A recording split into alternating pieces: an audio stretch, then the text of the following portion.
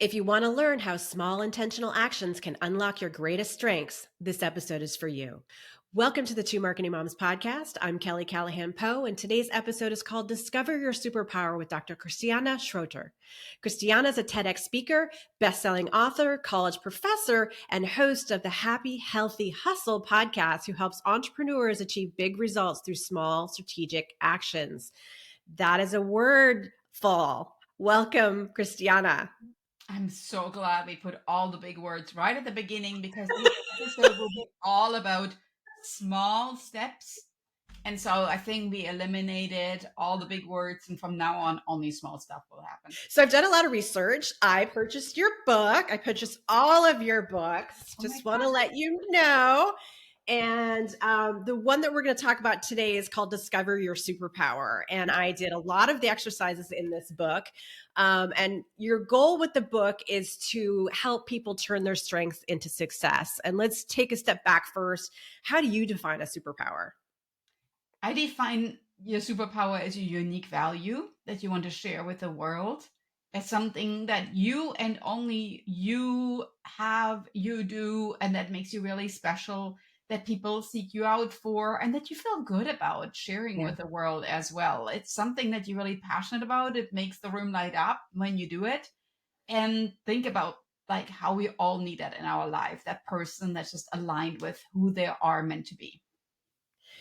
So, what are the steps in the book that you need to take to discover your own superpower? And first, I'm going to let you know that I found the core values, the unique value proposition, and the defining moment exercises to be the most helpful. And you also have tools on your website. So, can you take us through some of the steps to find your superpower? Yeah, so that exercise that you just talked about is a brilliant one. And I alluded to it already, explaining what the superpower is. So think about, what do you want people to say about you when you're not in the room? Yeah. And, that's sometimes like really a moment of awakening to a like, oh, I don't think I'm actually sharing enough of my superpower with my friends, family, and acquaintances and new people that I want to network with. So what do I really want to be known for, right? What do I really want that people remember me by? And that even like ties in, and I do that with my students in the classroom, ties in with, what legacy do you want to leave in this world? What do you want to be remembered by?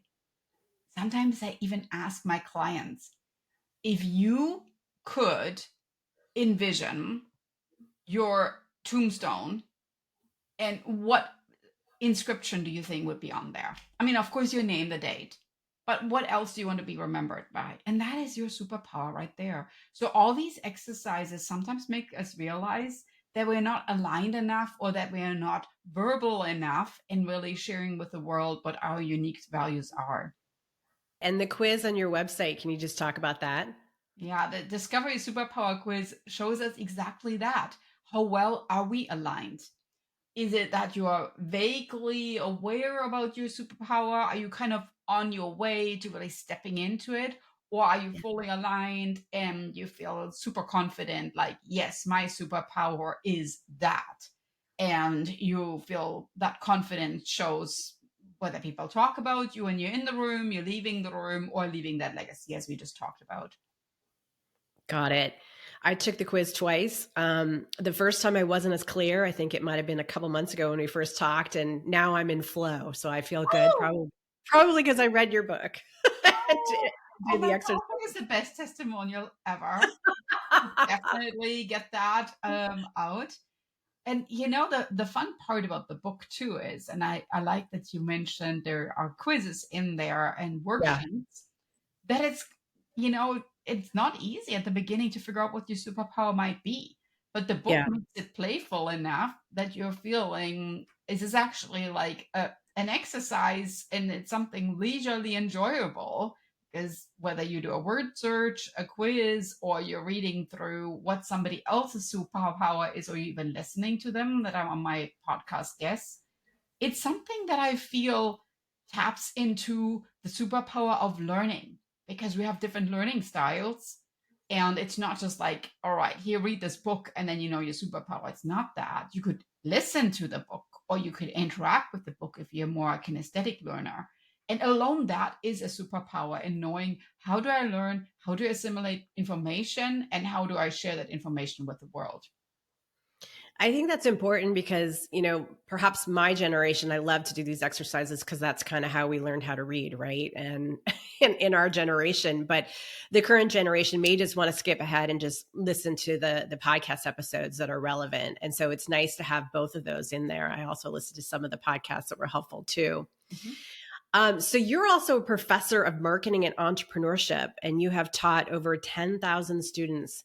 What are the common mindset barriers that college students face in finding their own superpowers? Mm. Yeah, I actually just got an email from a student a little bit ago. And there was a homework assignment due yesterday. And that particular student was so hung up on a homework assignment in another class, which involves a lot of math, a lot more numbers, and got so hung up on the stress with regard to that homework assignment that completely she forgot to do my homework assignment. And that sounds familiar in our lives because sometimes we are very stressed out and we are very focused on one thing, and then everything else just really turns into the shadow. Even though we could do these other things, we are just so stressed about this one task that is very challenging and uncomfortable and like maybe even like kind of like sticky to where feeling it sits all day in your mind and on your shoulders. So I see that a lot with my students to where it's sometimes the self-talk is so negative that it even carries into the classroom or into their behavior.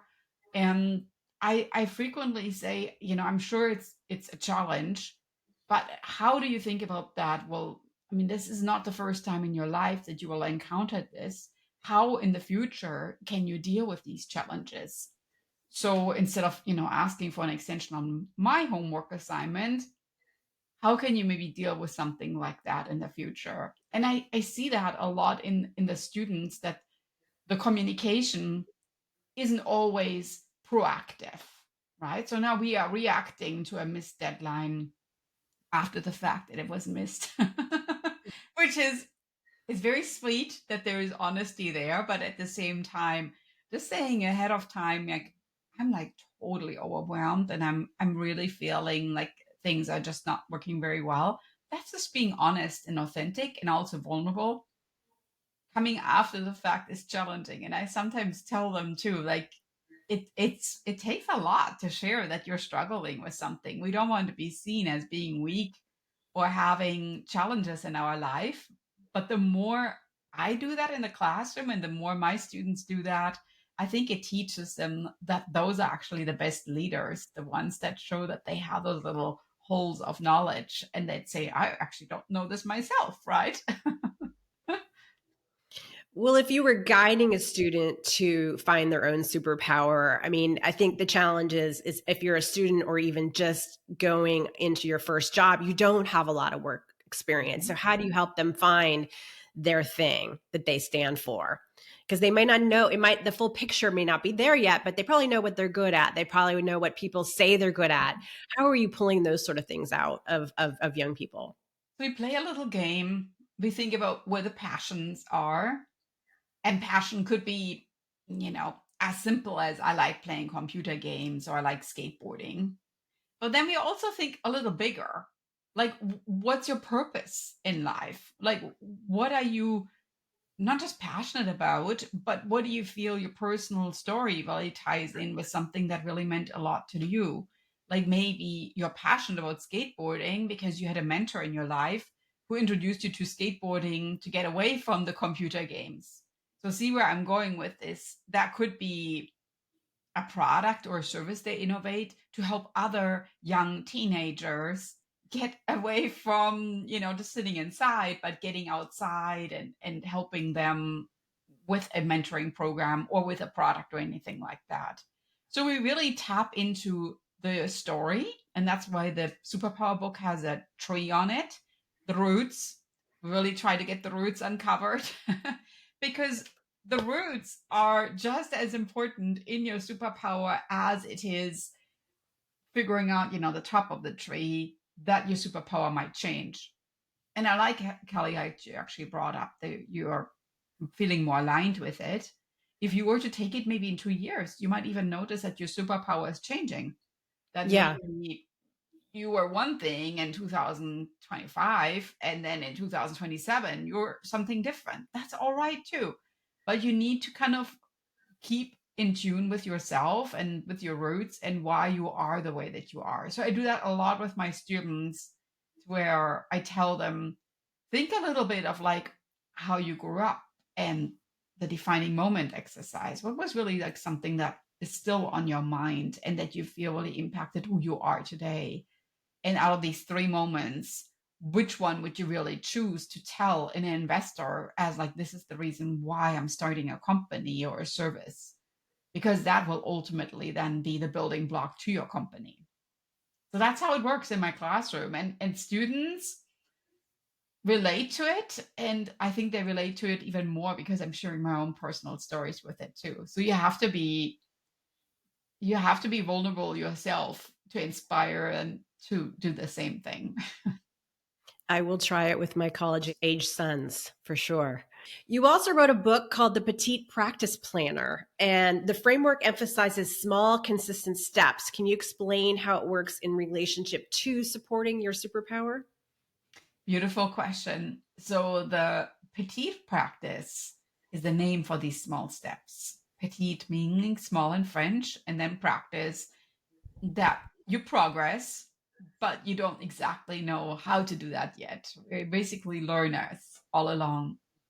And in the planner, you're progressing through your life in small steps.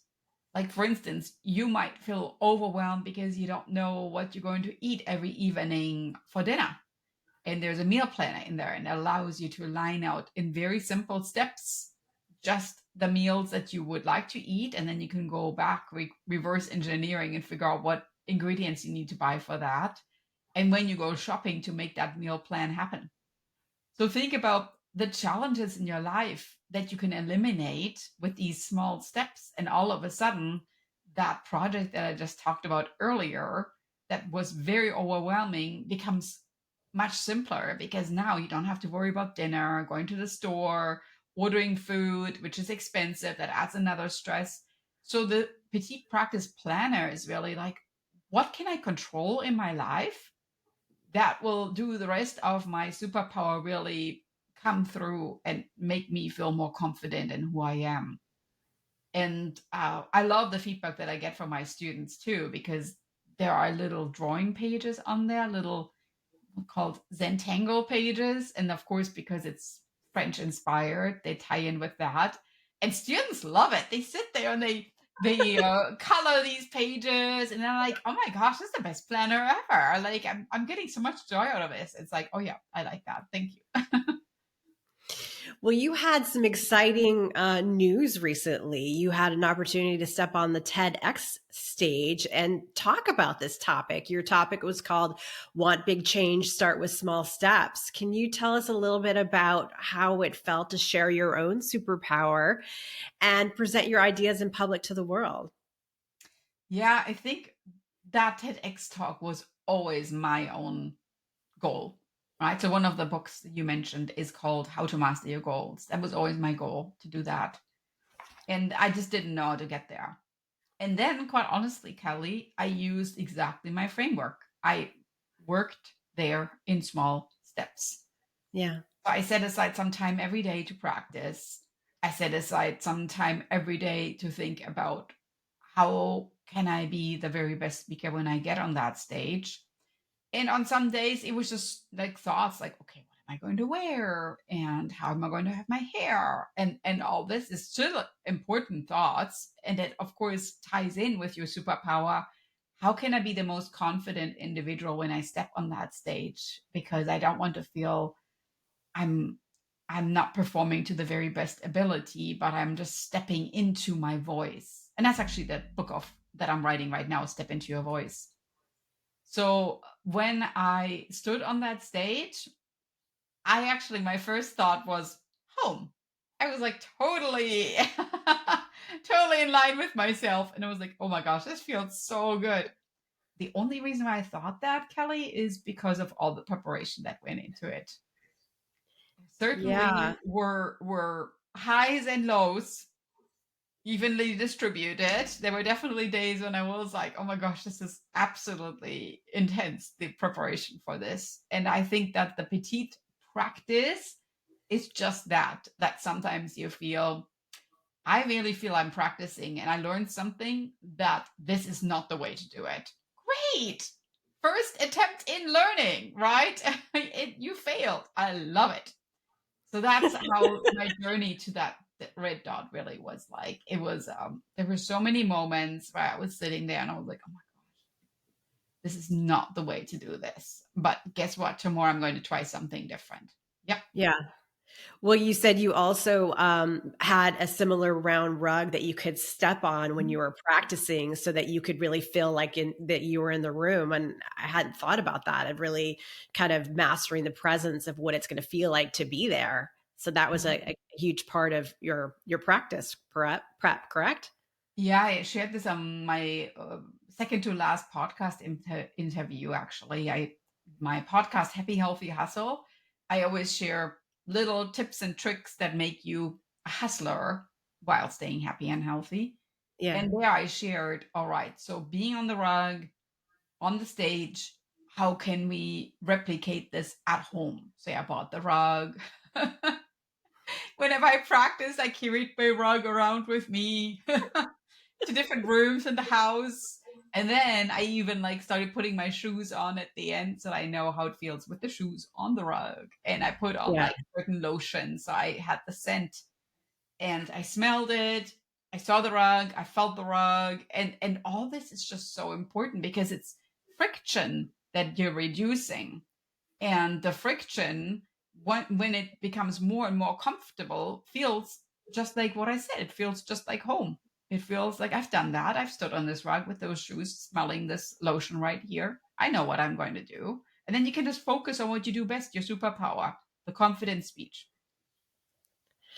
Well, thank you so much for sharing how to discover your superpower. Please find Christiana's information at twomarketingmoms.com and don't forget to subscribe and share. Thank you for joining. Thank you.